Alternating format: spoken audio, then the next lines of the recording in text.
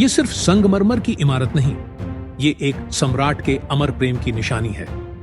शाहजहां और मुमताज महल, दो दिल एक आत्मा, एक ऐसी प्रेम कहानी जो सदियों से लोगों के दिलों में धड़क रही है। कैसे बना ताजमहल प्रेम का सबसे खूबसूरत प्रतीक? कैसा था वो अटूट बंधन जो आज भी हमारी रूह को छू जाता है? चलिए सफर करते हैं मुगल इतिहास के उस सुनहरे दौर में जहां प्रेम ने खुद को पत्थरों में ढाल लिया।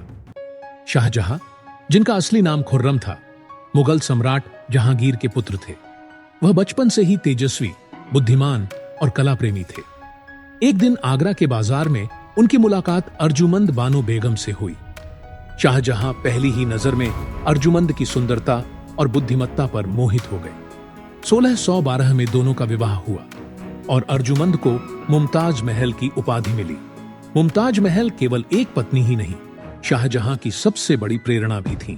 वे हर जगह शाहजहां के साथ रहती थीं, चाहे वह युद्ध का मैदान हो या महल। मुमताज को कला, संगीत और साहित्य में भी रुचि थी। मुमताज महल सिर्फ एक रानी नहीं, बल्कि जनता की संरक्षक भी थीं।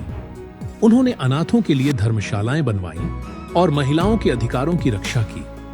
1631 में जब मुमताज अपने 14वें बच्चे को जन्म दे रही थीं, तब उनकी तबीयत बिगड़ गई। शाहजहां तुरंत उनके पास पहुंचे, लेकिन मुमताज ने उनकी बाहों में अंतिम सांस ली।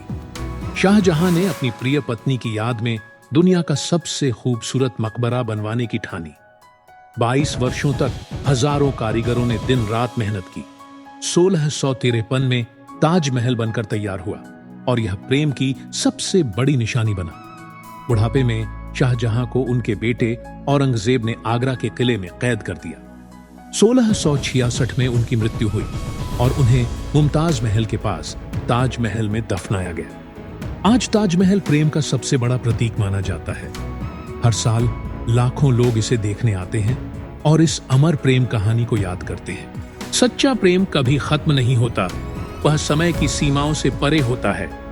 शाहजहां और मुमताज महल की कहानी यही सिखाती है कि प्रेम सिर्फ साथ जीने का नाम नहीं, बल्कि किसी को इतनी शिद्दत से चाहने का नाम है कि वह युगों तक याद किया जाए। शाहजहां ने मुमताज के प्रति अपने प्रेम को ताजमहल के रूप में अमर कर दिया, एक ऐसा सपना जो पत्थरों में भी सांस लेता है। यह हमें प्रेरित करता है कि जब हम किसी चीज से सच्चा प्रेम करते हैं तो वह कभी खत्म नहीं होता।